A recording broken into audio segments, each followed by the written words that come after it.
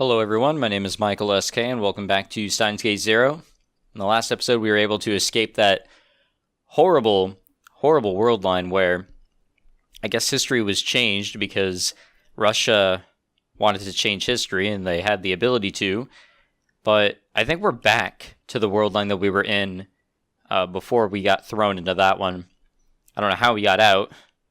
I guess speaking to Amadeus Kurisu was enough to do that, but really doesn't explain too much to me.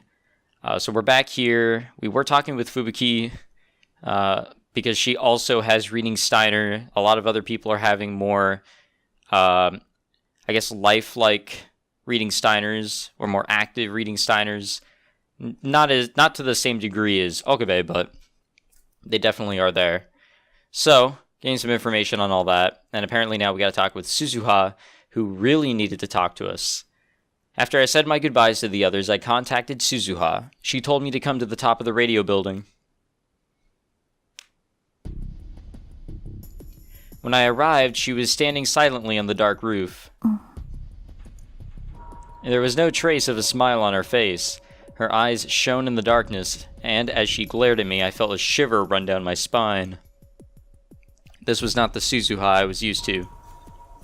Maybe this was her true self. Whatever she wanted to talk to me about, I was sure I wasn't going to like it. 悪かったね、オカリンおじさん。こんなところに呼び出しちゃって。話ってなんだ？あ、うん。私はなんていうか、話の駆け引きとか上手な情報の引き出し方とかそういうの苦手でさ。From the way she stumbled over her words, it was clearly something she didn't want to talk about. 単刀直入に言ってくれ。以前のお前なら多分そうしていただろう。そうだね。もしかして俺のこと気遣ってくれてるのか？そうか。ありがとう。別にそんなんじゃ。Suzuha got a little annoyed and tried to say something back to me, but ended up swallowing her words. 実は俺、最初はちょっとショックだったんだ。お前が俺のよく知ってる鈴葉と全然違ったから。それは仕方ない。世界線が違えば育った環境もそこで出来上がる人格や考え方も変わる。ああ、でも今はそうは思わない。鈴葉はやっぱり鈴葉だよ。いや、やっぱり私は違う。オカリンおじさんのよく知ってる天音鈴葉じゃない。鈴葉。今日私はオカリンおじさんを尾行したんだ。尾行？そう、病院の中までずっと。What did she say?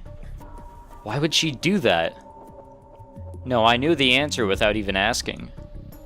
There was only one reason she would do something like that. 俺が世界線を移動したことに気づいたのか？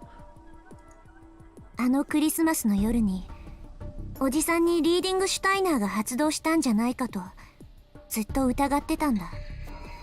あの日だけじゃない、今日もだ。それで確信に変わったよ。I deliberately avoided telling Suzuha that the world line had changed. It was obvious that she would react like this. 聞かせて。ここはもう前の世界線とは変わってしまったのか？聞いてどうする？いいから答えて。これは命令だ。Okay. 岡部倫太郎。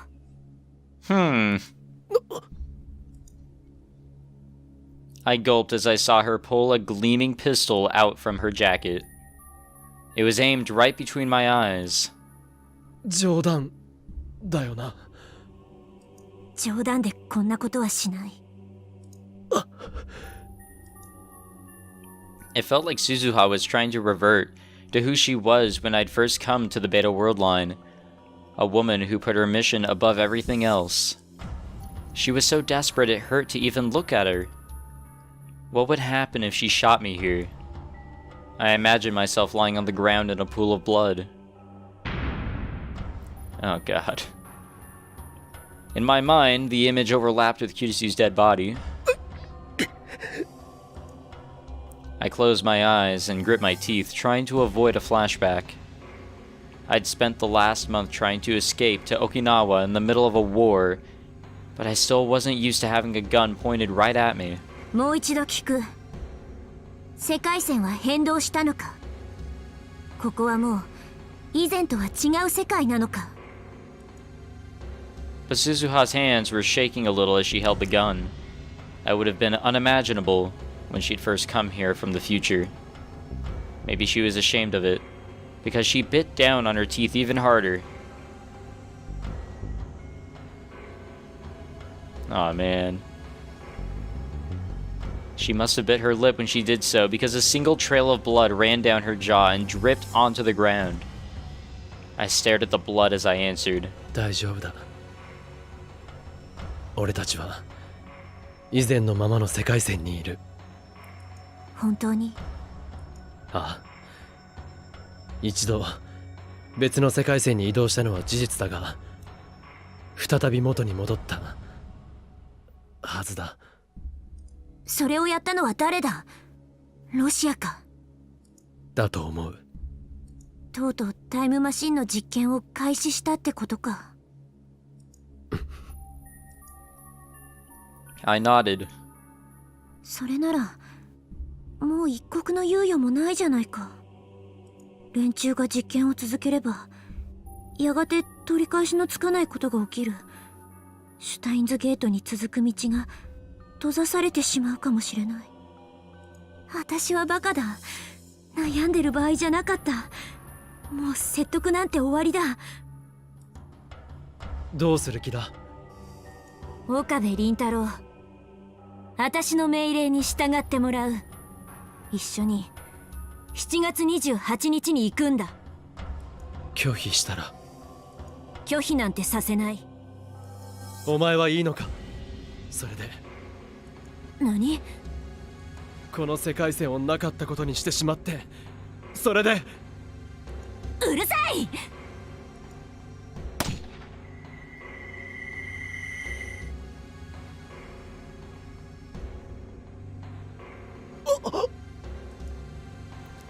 ！There's a horrible ringing in my ears and a fierce pain in my eardrums. I wasn't thinking that she shot us, but still. A second later, the smell of gunpowder passed by my face. She really shot at me. 次は脅しじゃなくて当てる。She was glaring at me as if she was about to cry. We stared at each other in silence. I tried as hard as I could to come up with something to calm her down, but nothing came to me. Nothing I could come up with would get her to change her mind. What should I do? Suzuha! Okarin! Nani yattenda o? Daru to the rescue! Suddenly I heard Daru's voice. I turned and saw that he'd just come out of the door, near the stairs. 父さん、どうして？マユシとアマネシからメールがあったんだ。なんか鈴葉がオカリンを呼び出したって言うからさ、嫌な予感がして探してたんだお。あと、差出人不明のメールがあった。差出人不明？この場所のマップの URL を送りつけられた。もしやと思って真っ先に来てみたわけ。そしたら銃声がしたからびっくりしたっつーの。Daru's whole body was covered in sweat. Even as he spoke, large beads were appearing on his forehead. He must have really hurried. で、鈴葉、その銃は何なん？いや、鈴葉は別に何も。何もなかったら銃なんて撃たないっしょ、上皇。ほら鈴葉、話してみるといいのだぜ。父さんだって本当は分かってるくせに。何が？世界線が変動したことだよ。ロシアがタイムマシンの実験を始めたんだ。それって確定なん？だから焦ってるんじゃないか。このままじゃ何もかも終わりなんだ。シュタインズゲートに到達できない。第三次世界大戦も防げない。大勢の人が死んで、母さんも死んで、何もかも回避できない。それは困るよ。でもだからってさ、オカリンを脅して無理やり過去へ連れて行ったとして、それでうまくいくわけ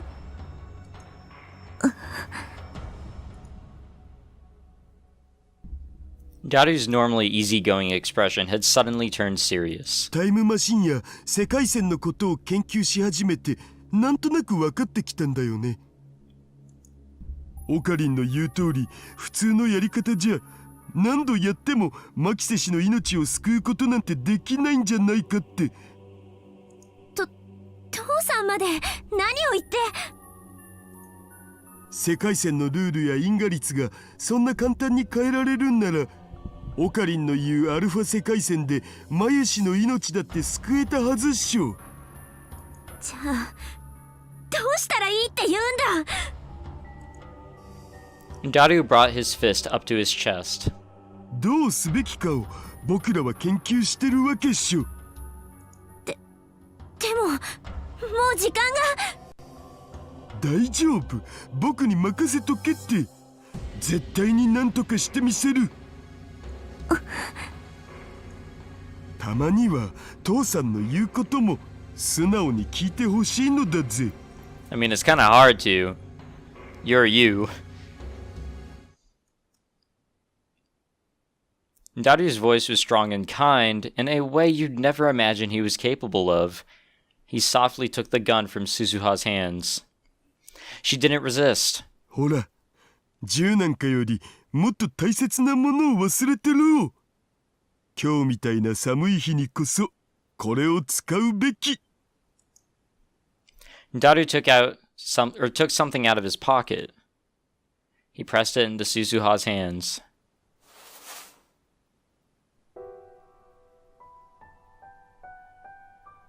It was a pair of handmade gloves.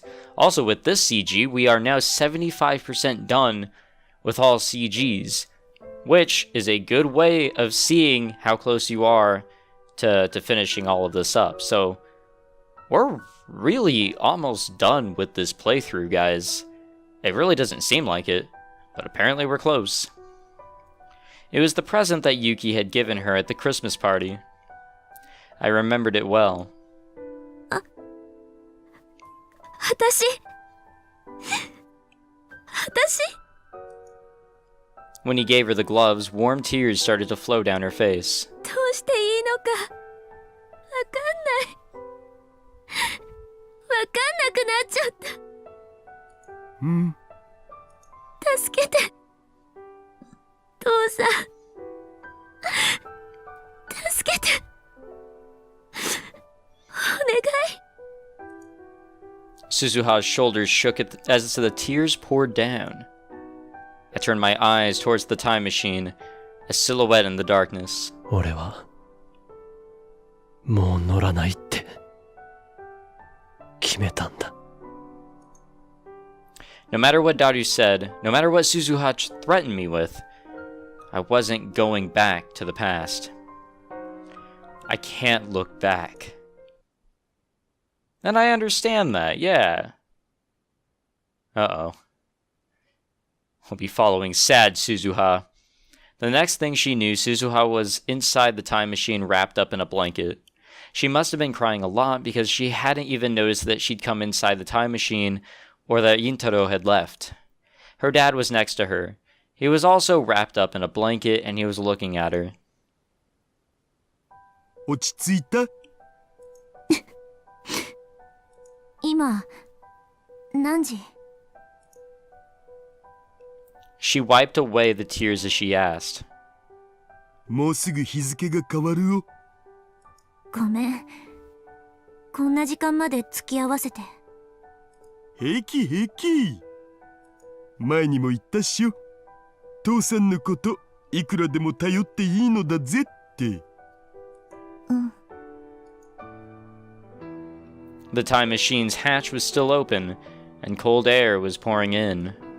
Each time they spoke, they could see their breath turn white. The machine was still silent. They could use the life support system in the cockpit to keep out the cold, but she didn't want to waste the energy. She rubbed her cheeks with her glove-covered hands. The gloves Yuki gave her were very warm, and her hands were the one part of her that wasn't cold. 僕さ、いつか必ずオカリンも僕らと一緒に、いや違うな、僕らの先頭に立って指揮を取ってくれるって信じてるんだよね。Suzuha was a little surprised to see Itaru speaking seriously. Normally all Itaru ever did was screw around. 未来ガジェット研究所はオカリンがいてこそだから。今はちょっと腐ってるけどきっと立ち直る。同時に法王院京馬も蘇るわけ。不死鳥の名は伊達じゃない的な、中二病オツ的な。Well, you know that did happen in another world line. その時が来たら多分オカリンは自分からタイムマシンに乗るよ。鈴葉に言われなくってもね。Suzuha realized Itaru was trying to make her feel better. Suddenly, deep in her heart, she felt a little warmer. 父さん、すごく恥ずかしいこと言ってるの自覚してる？うわ、ですよね。オカリン本人の前じゃ口が裂けても言えないな。私、明日までに手紙書くよ。オカリンおじさんに。直接顔見て話すとまた変な感じになっちゃうから。ごめんなさいっていうのと、もうちょっとだけもがいてみるって。だからオカリンおじさんにも考えてみてほしいって。そうは言っても実はもうあんまり時間はないんだけど。時間ないって？ロシアが実験を開始したから？実はタイムマシンを制御してる量子コンピューターの内蔵電池、もうすぐ切れそうなんだ。マジ？前に話したよね。かがりを探すために1998年から何度もマシンを使ったって。それは当初の計画にはなかった行動なんだ。当然マシンを制御するコンピューターの使用回数も予定より多くなって。それでバッテリーが消耗したっつうことか。マシンそのものの燃料よりそっちの方が深刻なんだよ。マシンを正確に制御してジャンプさせることが難しくなる。バッテリーだったら交換とか充電とかすればいいんじゃね？無理だよ。ちょっとだけその内蔵電池見させてもらっていいかな？ Suzuha nodded and pointed to a piece at the core of the machine. Itaru leaned his huge body forward to take a look, but soon he gave out a moan of confusion. なんぞこれ。The battery was the same size as a car's, but it was the product of 2036's technology, and Itaru lived in the year 2010. There was probably no way he could understand it. From Itaru's perspective, it might as well have been a blank box of unknown technology. A quick look wouldn't tell him anything about how it was built or how it would work. That was one reason why Suzuha had agreed to let him look at it. 2010年の技術で何とかするのは無理だと思う。言うなればそれは使い切りの電池と同じ状態ってこと。充電も交換もできない。この時代のバッテリーか発電機に乾燥するのは？ Suzuha shook her head helplessly. とっくに試したよ。でも不可能だった。ルミ姉さんに頼んで車のバッテリーを用意してもらったんだ。トラックとかに積まれてる大きなやつ。繋いでみたら1秒持たなかった。なんでと？ガソリンを使う発電機も試してみたけど、それもダメだった。ガソリンが何ガロン必要なのか見当もつかない。だいたいそんな量のガソリンマシンには積めないし。ルミ姉さんね、ものすごく無理をしてくれて最新の燃料電池まで手に入れてくれたんだよ。 But even that wasn't good enough. 未来の技術ってすげえのな。こんな小さなものがそんな大電力を賄ってるっつうわけ？ Itaru was staring in amazement at the futuristic battery. SF 映画みたく生ゴミを電気に変えられたらな。で、このバッテリーあとどれくらい持ちそうなん？多分あと1回か2回ジャンプしたらそれで終わり。たったそれだけ？しかもこうやってマシンが停止してる間もさ、重力場や座標点の計測装置なんかはずっと動いてるから、ジャンプしなくてもいずれ電池切れになる。残ったバッテリーで正確なジャンプをするにはあと半年が限界だろうね。マキセ・クリスを救いに行けるタイミングもそこまでってことになる。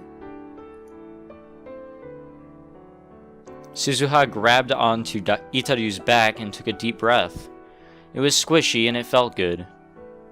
バッテリーが切れてマシンのコントロールを失ったらどうなるんだろう。カーブラックホールの制御も効かなくなるし、イベントホライゾンの向こうから永遠に戻ってこられないとか。縁起でもないこと言ったらダメだお。ごめん。でもそこってさ、どんな場所なのかな。今みたいに静かな時間が永遠に続くのかな。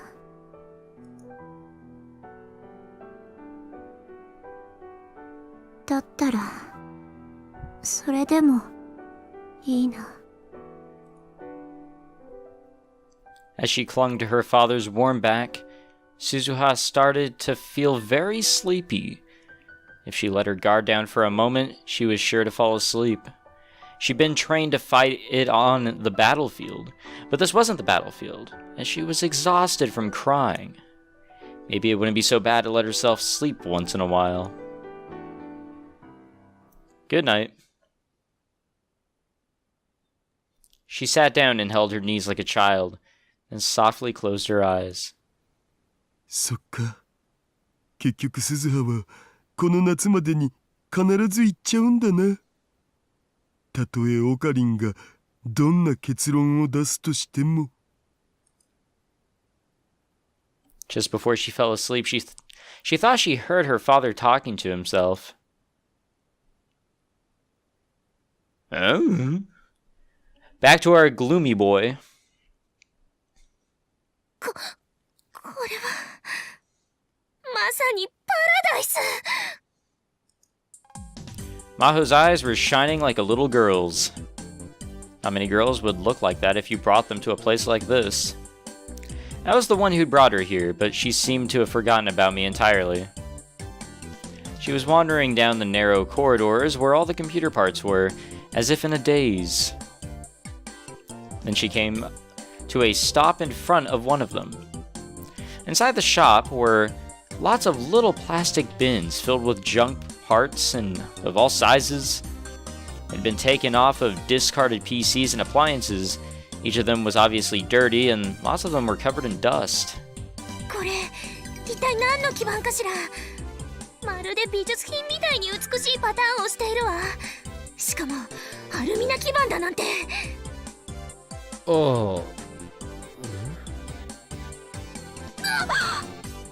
IFX008 イメージセンサーですって。信じられない。博物館にあってもおかしくないものがなんでこんなところに転がっているの。おお。秋葉原、歴史に勝る場所だわ。Watching the ecstasy on Maho's face creeped me out a little. 真帆先輩は実はこういう人なのよ。Kurisu spoke from inside my phone. Maho had said she wanted to go out with Kurisu today, and so I ended up going on a strange date with two girls at once. But one of them's an AI and the other is a quote-unquote legal lolly. This might be another test of Amadeus's capabilities. 俺もここは何度か来たことがあるが、あんな顔してパーツをめでる人間にはこれまで一人しかお目にかかったことがない。わかった。橋田さんのことでしょ。ああ。さすがにあの人と同類扱いするのは先輩がかわいそうよ。あんたの話を聞く限りだと橋田さんってとんでもない変態だから。Yeah. そうだな。ヒアジョさんに失礼だった。It was early afternoon on a Sunday. There was a reason I'd come with Maho to the computer parts shop. Dr. Leskinen and Maho were heading back to America in a few days. She was leaving soon, so she wanted me to show her around Akihabara like I'd promised. That's what her message had said. So we met in front of the station in the morning, and I asked her where she wanted to go. This was the result. By the way, our first shop was Yodobashi, and our second, Soft Map. I'd already taken her to a lot of used PC and retro PC shops tucked away in tiny alleys. ヒアジョさんはこういうパーツが好きなのか？パーツというか組み立てるものが好きなのね。子供の頃は日本製のプラスティックモデルをよく作ったわ。ゲルマニウムラジオなんかも組み立てた口ですか？ハンダ付けでよくやけどをしたものよ。Back when I soldered back in high school, because we were making our own little breadboards. Was it a breadboard? It was something. We're making ourselves something to use with breadboards, I believe, and yeah, soldering was scary at first, but it was actually pretty dang cool. 私もです。みんな同じなのね。Haha, yeah, you cool cats. Probably not everybody. Actually, I'd assume that it was a minority of people who soldered in their homes growing up. ずっと見ていたい。どうして私もっと早くここに来なかったのかしら。I felt like she was never going to leave unless I dragged her out. I finally managed to succeed in getting her away from the parts shop by telling her it was time to eat. We went out to the main road. This area was close to the station, so it was especially crowded. Thanks to the crowds of people waiting to cross the street, you couldn't even walk in a straight line. Now then, where to eat? My first idea was Maid Queen Nyan Nyan, but after the way she reacted last time, it was probably best to avoid it. Still, Sampo wasn't a good choice for someone new to Akihabara. Gansen? Or maybe Kitchen Jiro. Go-Go Curry would work too. As I stood there thinking... Maho stopped moving in front of the arcade directly ahead of us.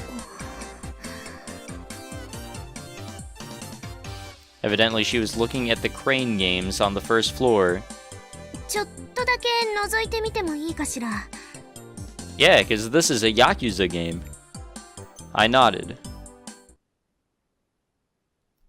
Maho walked up to the crane game and pressed her face against the glass like a little kid. Inside the glass were characters from @channel memes, all of different sizes. Maybe Maho was a secret at channeler like Kurisu? They were pretty close, so it was possible. I leaned over to Maho and whispered a magic spell into her ear. ヌルポ。はい。 I just confused her. 何そのっていうのは。なんでもない。忘れてくれ。ん？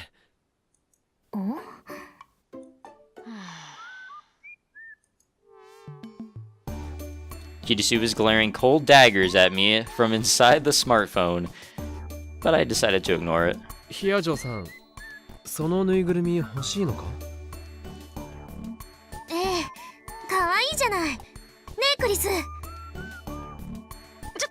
先輩？何？どうして慌てているの？なんでもないです。ちょっと意外だな。さっきパーツが好きって言ってたから、感性としては男に近いのかもって思ってた。岡部、デリカシーないわね、あんたは。もっとうまいこと言いなさいよ。ギャップが素敵だとかなんとか。What? あ、すまない。いいわよ別に。実はね、このぬいぐるみクリスがベッドルームに置いていたのよ。そうなのか？先輩！もしかして通販か何かでアメリカまで取り寄せてたのか？別にどうだっていいでしょ。さすが隠れアットチャンネラーだな。何よ、アットチャンネラーって聞いたことない。ヌルポ。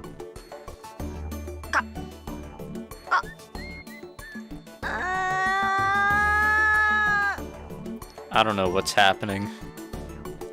I really don't. Even as part of Amadeus, she hadn't changed a bit. ヒアジョさん、クリスはこれがなんていうキャラなのか教えてくれたか？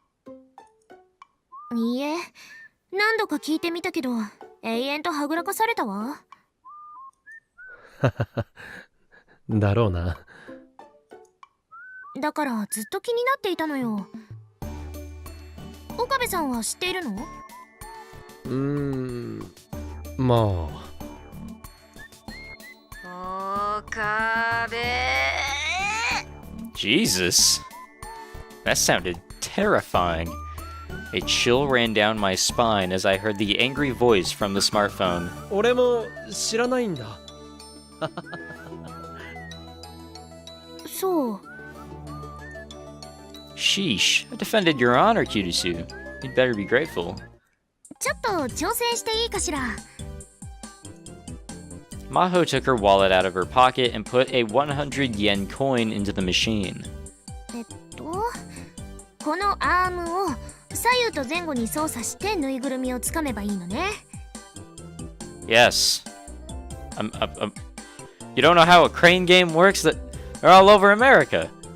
What the fuck? もしかして初めてなのか？真帆先輩はレースゲームしかやらないですもんね。Ah, okay. Then no, that's still not a good excuse. そういうこと。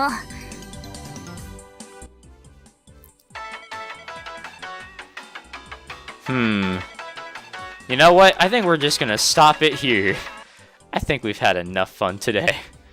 Or tonight. It's actually nighttime. It is actually 2:16 in the morning. I am kind of tired. I don't know why I was recording, but I did it anyways. Thank you for watching, guys. Hope you enjoyed. If you did, leave a like, subscribe, and I will see you all next time.